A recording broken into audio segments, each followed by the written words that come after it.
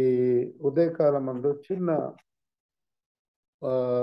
సందేశాన్ని లేకపోతే డివోషన్ ఒక థాట్ దేవుడు మనకు అనుగ్రహించినందుకు వందనాలు. మొదటి తిమోతి రాసిన పత్రిక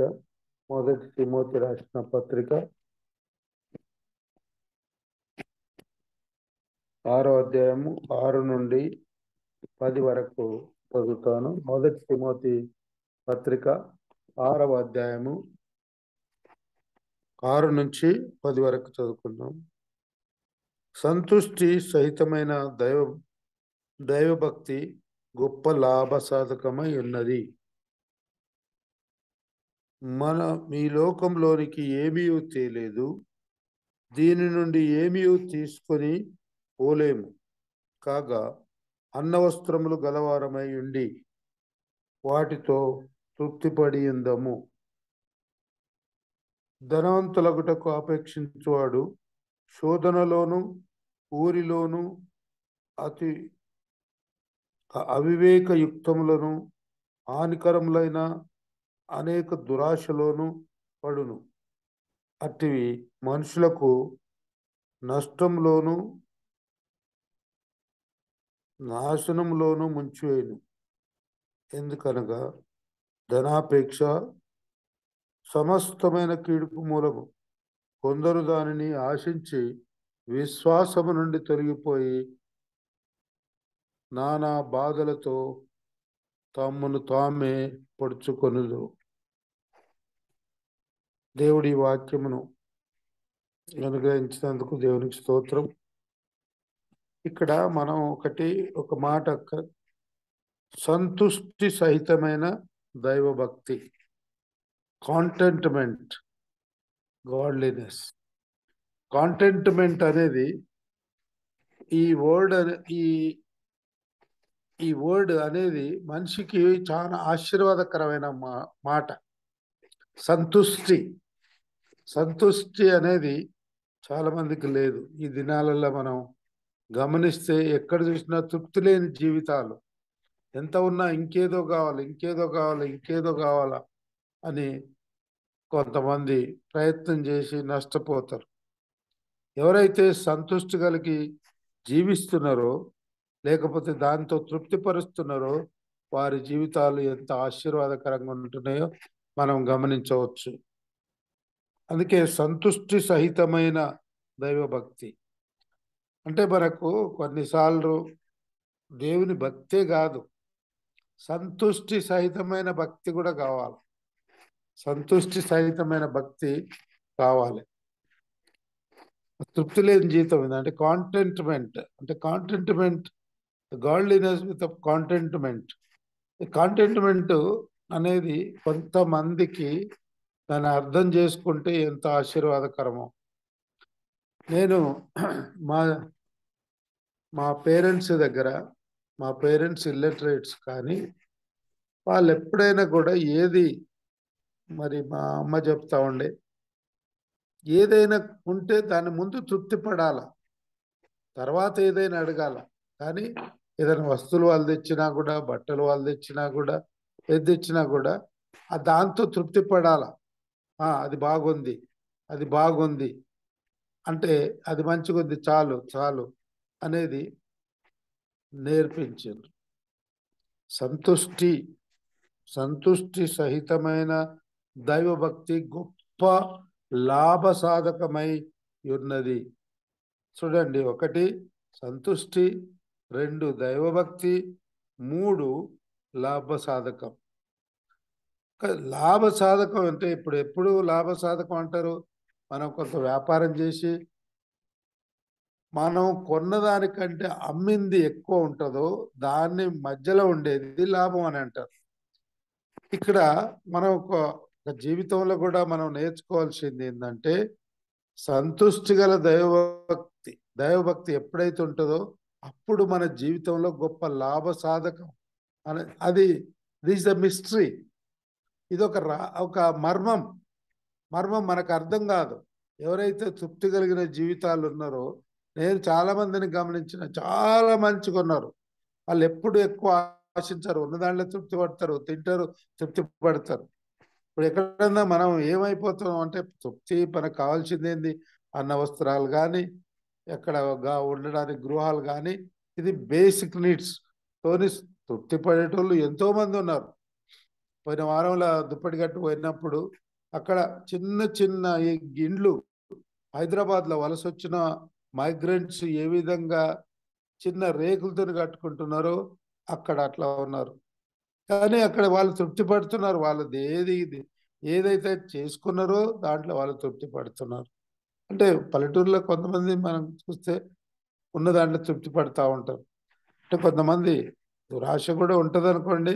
కానీ ఆ తృప్తి అనేది, తృప్తి గల జీవితం అనేది చాలా ముఖ్యం. ఎందుకంటే కొంతమందికి ఏంటంటే ఏమన్నా అంటారు కదా, అంటే ఇప్పుడు కడుపు నిండితేనే హృదయం సంతోషిస్తుందంట. అంటే ఇంగ్లీష్లో ఒక సేయింగ్ ఏంటంటే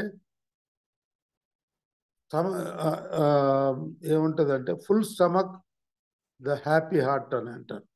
అంటే దాంతోనే తృప్తిపడి ఏదో కడుపు నిండింది, బాగా నిండింది అని ఉదయం సంతోషించడం, అప్పుడు దేవునికి స్తోత్రం చెల్లించడమే కాకుండా ఇప్పుడు ఏది ఎట్లయినా కూడా మళ్ళీ ఆకలి అయితేనే ఉంటుంది. ఎంత కడుపు నిండినా, ఎంత సంతోషపడ్డా కూడా మళ్ళీ ఆకలి అయితేనే ఉంటుంది. ఆకలి అయితేనే ఉంటుంది. ఇక అది దాంట్లో తృప్తి, దాంట్లో ఎంత ఇదైనా కానీ లాభం లేదు. మనం ఏదో తినకాడికి తృప్తిపడి మర్చిపోతూ ఉంటే అది మంచిది. ఇంకొకటి ఏంటంటే ఎప్పుడు మనకు కడుపు నిండా అన్నం ఉన్నా కూడా, కడుపు నిండా ఇది ఉన్నా కూడా మన మన ఆకలి ఎక్కడ ఉండాలనంటే దైవభక్తి మీద ఉండాల. ఆ దైవభక్తి మీద ఎప్పుడు మనం దానిని ఆశపడి ఉండడం చాలా మంచిది. అటువంటి నిర్ణయాలు, అటువంటి ఆశ కలిగిన జీవితాలు మనకు ఉండడం చాలా ప్రయోజనం. ఇక్కడ ఇవన్నిటిని బట్టి మనం పౌలయ్య ఈ తిమోతికి ఇటువంటి ఆలోచనలు ఇస్తున్నాడు. చూడు, నువ్వు ఇటువంటి జీవితం కలిగి ఉండు, ఈ విధంగా ఉంటే నీకు లాభం, ధనంతో నీకు లాభం లేదు. ఎందుకంటే పౌలుకు కొడుకు లాంటి వాడైన తిమోతి, ఆ తిమోతికి ఇన్స్ట్రక్షన్స్ ఇస్తున్నాడు. కాంటెంట్మెంట్, సంతుష్టి కలిగిన దైవభక్తి నీకు ఉండాల. క్రీస్తునందు దేవుని బిడ్డలారా, మనం ఒకటి గమనించాల, మన జీవితాలు ఏ విధంగా ఉంటున్నవి? సంతుష్టి కలిగిన జీవితం ఉంటుందా? ఎప్పుడు ఆశ ఆశ ఆశ, ఒకటి మించి ఒకటి, ఒకటి మించి ఒకటి దేవుడు ఇస్తుంటే ఇంకా ఆశపడుతూనే ఉన్నాం, కానీ తృప్తిపడి దేవుణ్ణి స్తుతించడం లేదు. తృప్తిపడి దేవుని స్తుతించడం లేదు. ఇప్పుడు పౌలు ఆయనకు ఒక సూచనలుగా చెప్తున్నాడు, నీకు అన్నిటికంటే దేవుని యందు విశ్వాసం ఉంచి, నిరీక్షణ ఉంచిన జీవితం చాలా మేలు. ప్రతిదినం కూడా దేవునిపై ఆధారపడి ఉండడం, ట్రస్ట్ ఇన్ గాడ్. అంటే day by day trust in God. ఆయన మీద మనం ఎప్పుడైతే నమ్మకం ఉంచుతున్నామో మనకు ప్రతి దిన ఆశీర్వాదాలు మనకు ఉండనే ఉంటాయి. అంటే ఏ దినానికి కావాల్సిన అవసరం ఆ దినానికి వస్తుంది. నేను చదువుకునేటప్పుడు మా పెద్దక్క ఏది ఒకతే కష్టపడి అందరికి పెట్టాల.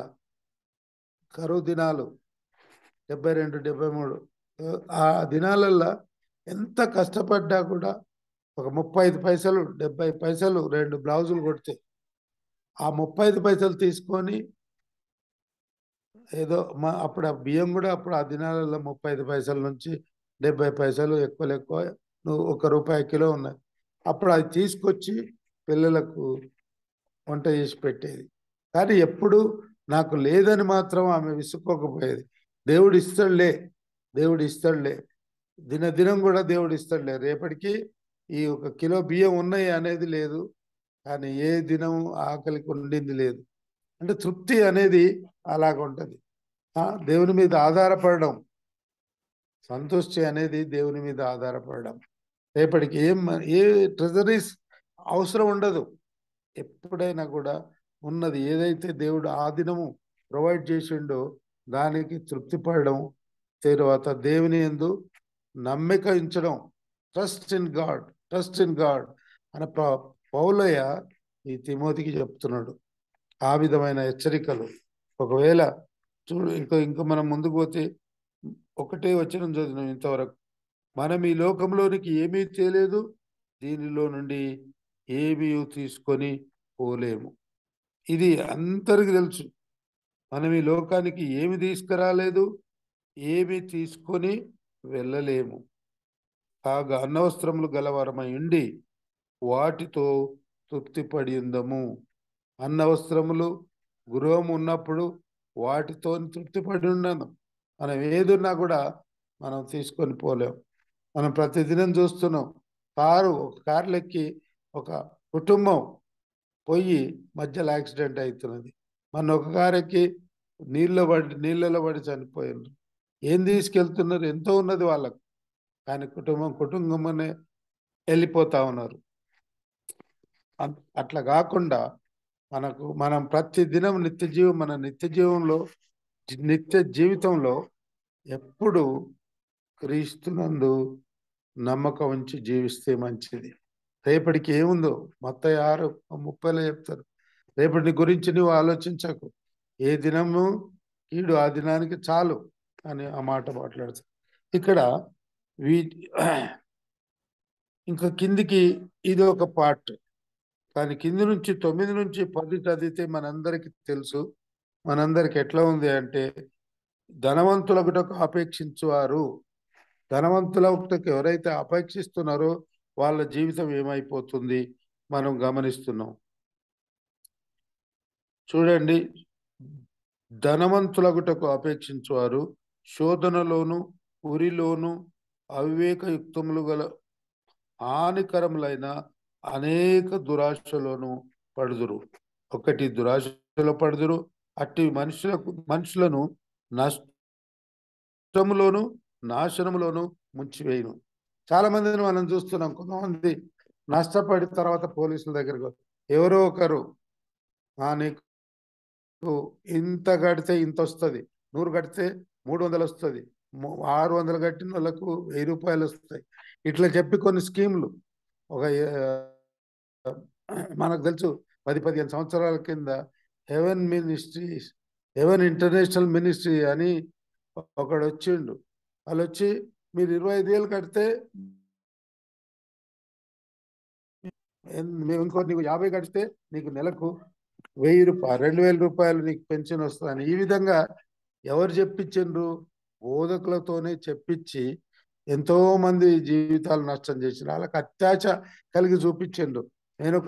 నేను దాదాపు ఒక 3-4 పాస్టర్లను కలిసి చెప్పిన, ఎవరైనా డబ్బులు ఇచ్చేవాళ్ళు మళ్ళీ మన దగ్గర తీసుకోరు, ఎవరైనా నేను ఇంతవరకు చూసుకోలేదు అంటే, వీళ్ళకు చాలా డబ్బు ఉందంట, అమెరికా నుంచి డబ్బులు వస్తాయంట, ఇప్పుడే డబ్బులు ఇస్తే ఆ డబ్బులే అంటే 25,000 ఇస్తే నెలకు మనకు 5,000 అంటే మనం ఇచ్చిన డబ్బులు 5 నెలల్లో చేరిపోతాయి. ఇంకా మనకు సంవత్సరం అంతా దినాలు 5,000 వస్తాయని ఆశపడ్డారు.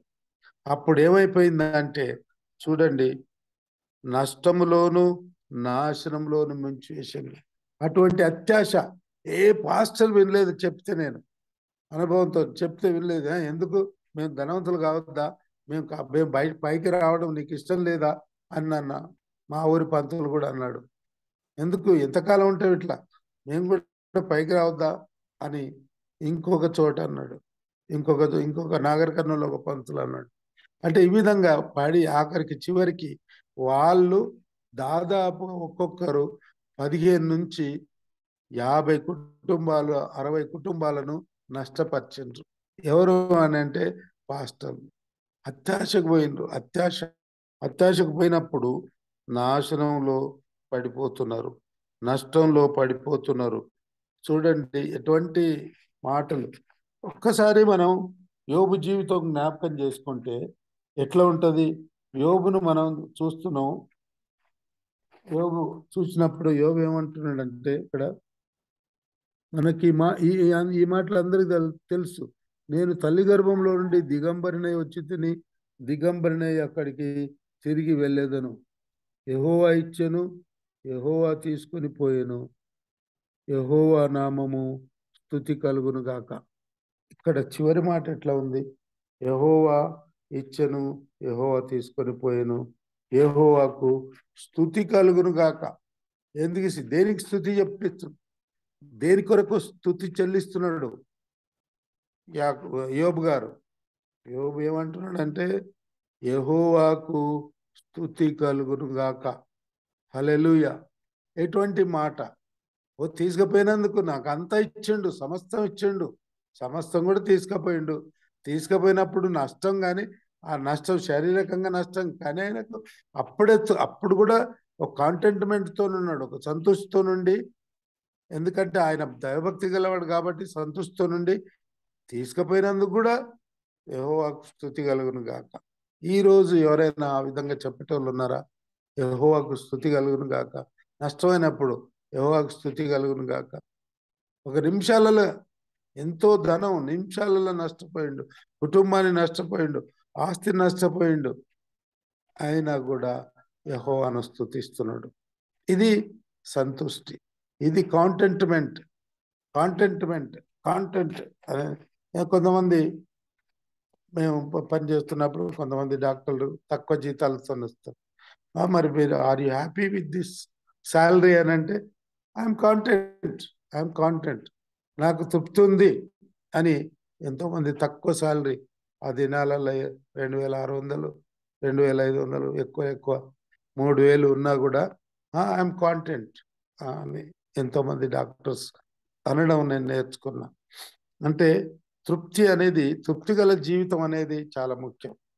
మనం అన్నిటికంటే తృప్తి ఎక్కడ చూస్తున్నాం అంటే, యేసు ప్రభు మనలను మన పాపముల నుండి విమోచించి ఆయన మనలను రిక్తులుగా చేసిండు. మనలను ఆయన వలె పరిశుద్ధుడిగా ఉండేటకు తయారు చేసి ఆ పరిశుద్ధ జీవితంలో జీవించాలని ఆయన ఉద్దేశం. అటువంటి జీవితంలో జీవించి చివరికి దినదినము ఆయన రూపంలోనికి మారాలి అనేది ఆయన చిత్తం. కాబట్టి అంటే ఈ పౌలుకు, తిమోతికి పౌలు కూడా ఆ జీవితం అలాగ నేర్పుతా ఉన్నాడు. మొట్టమొదట నీవు ఆయన సేవకు వచ్చిన తర్వాత ఈ విధంగా జీవించు నాయన, ఇటువంటి లాభం లేదు. దినము నీకు ప్రభును నమ్ముకొని ఉన్నప్పుడు ఏ దిన అవసరాలు ఆ దినం నీకు దేవుడు దయచేస్తుంటాడు. కానీ ఎప్పుడైనా ధనానికి ఆశపడి ఉండకూడదు. ఎందుకంటే God will provide for each day.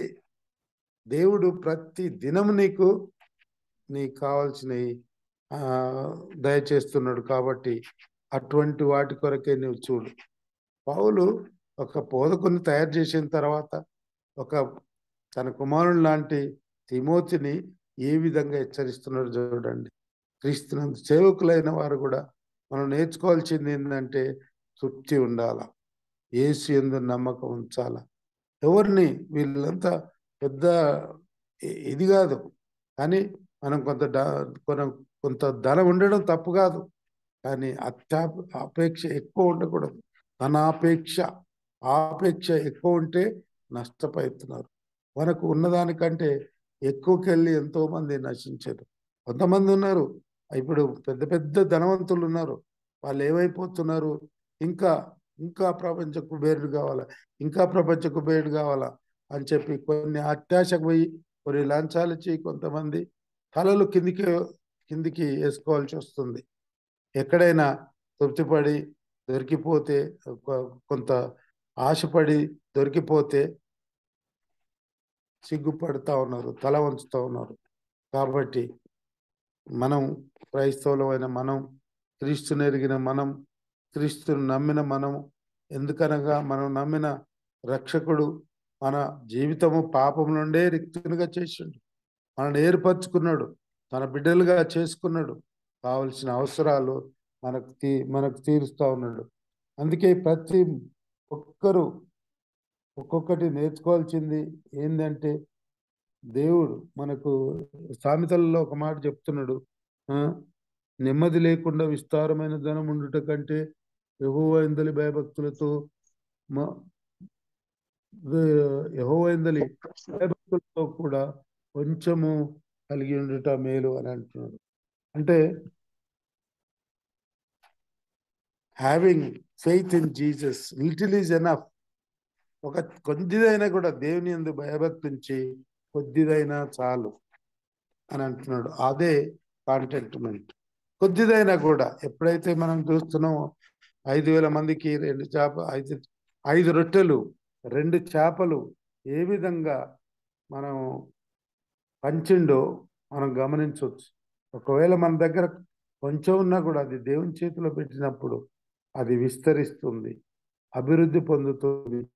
అంతేకాకుండా ఆశీర్వదించబడి ఇంకా మెలుగుతుంది. కాబట్టి ఇటువంటి అద్భుతాలు మనం చూసినప్పుడు, ఇటువంటి ఆశ్చర్యమైన కార్యాలు మనం చూసినాం కాబట్టి మనం మన జీవితాలు అనవసరమైన వాటి మీద ఉండకుండా మన రిలేషన్షిప్ విత్ గాడ్, దేవునితో మనం సంబంధం కలిగి ఉండడం నేర్చుకోవాలి. దేవునితో సంబంధం కలిగి ఉన్నప్పుడు మనం అనేకులకు ఒకరు ఇచ్చేవారం చేస్తాడు దేవుడు, కానీ తీసుకునే వాళ్ళు కాదు. నాకు ప్రామిస్ దేవుడు ఇచ్చేవారంగానే. ఎప్పుడు చిన్నప్పటి నుంచి ఇప్పుడే కాదు, నేను ఒక స్టూడెంట్గా ఉన్నప్పుడు కూడా కొంతమందికి అంత డొనేట్ చేసి ఎంతో మందికి పంచిపెడుతుంటారు.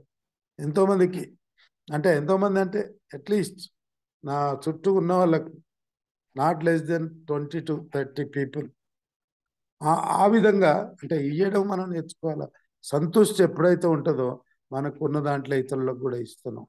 సంతృష్టి లేకపోతే మనం ఎవరికి ఇయ్యం.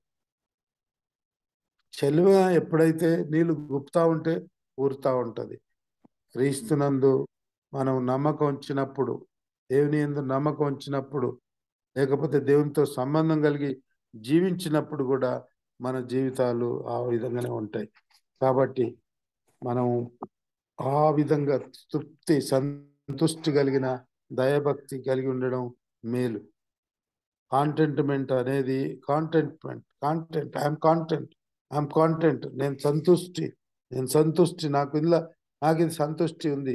ఒకరు ఇస్తారు, దాని వాల్యూ ఎంత అని అనకూడదు. మనం ఎవరో గిఫ్ట్ ఇచ్చినప్పుడు, బహుమానంగా ఏదో పిల్లలకు ఏదైనా కార్యాలు చేసినప్పుడు చిన్నది ఏ గిఫ్ట్ ఇచ్చినా కూడా దాని ఖరీదు ఎంత, దాన్ని వాల్యూ చేయకూడదు. ఖరీదును కాదు మనం చూడాల్సింది, వాళ్ళు ప్రేమతో ఇచ్చిన గిఫ్ట్తో మనం తృప్తి పడాల. ఎందుకంటే దేవుడు మనలను ప్రేమిస్తున్నాడు, మనలను ఆశీర్వదిస్తున్నాడు. శారీరకంగా కానీ ఆత్మీయంగా కానీ దేవుడు మనలను ఆశీర్వదిస్తున్నాడు. మన జీవితాలు ఎప్పుడు ఆశీర్వాదకరంగా ఉన్న జీవితాలుగా ఉంటాయి. ఆశీర్వాదం ఎప్పుడైతుంది? లేనిది మనకు కలిగినప్పుడు, లేకపోతే ఉన్నది ఎక్కువైనప్పుడు ఆశీర్వాదం అంటారు. ఎక్కువ ఇప్పుడు మనకు ఇలా 2 కిలోలు వండి 15 మందికి పెట్టినప్పుడు అది ఆశీర్వాదం. అది 10 మందికే సరిపోతుంది. కానీ దేవుని మనం అడిగి ఆయన ఆశీర్వాదించి దీన్ని పంచు అని అంటే 10 మందికి సరిపోయేది 15 మందికి కూడా సరిపోతుంది. అవసరం అయితే 20 మందికి కూడా సరిపోతుంది. మల్టిప్లై అవుతా ఉంటారు. అందుకొరకు ఈ యొక్క మన సంపూర్ణ జీవితం మనకు ఉండాలని అంటే క్రీస్తుపై ఆధారపడి ఉండడం,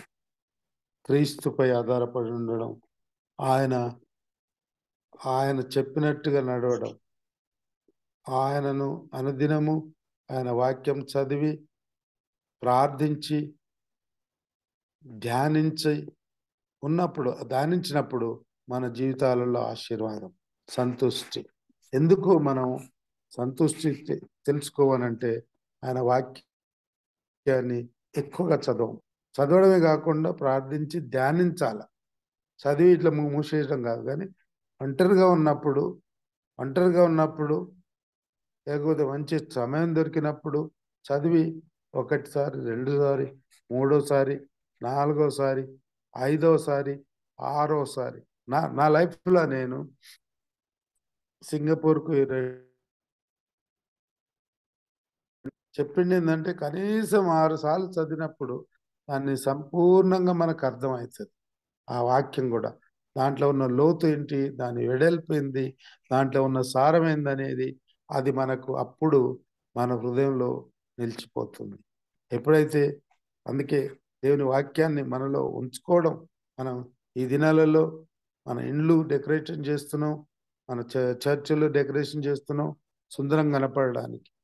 కానీ యేసుక్రీస్తు పరిశుద్ధాత్మ దేవుడు మన హృదయంలో నిలుచున్న హృదయాన్ని ఏ విధంగా మనం డెకరేట్ చేస్తున్నాం, ఏ విధంగా మనం ఆయనను ఆరాధిస్తున్నాం అనేది కూడా మనం ఆలోచించాలి.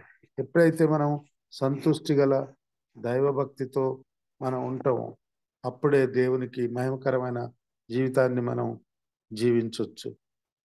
కాబట్టి పరిశుద్ధాత్మ దేవుడు మనలను ఆశీర్వదించి మనకు ఇటువంటి జీవితం, సంతుష్టి గల దైవభక్తి, మనకంత భక్తే కాకుండా సంతుష్టి గల దైవభక్తి మనందరికీ ఆయన దయచేయును గాక.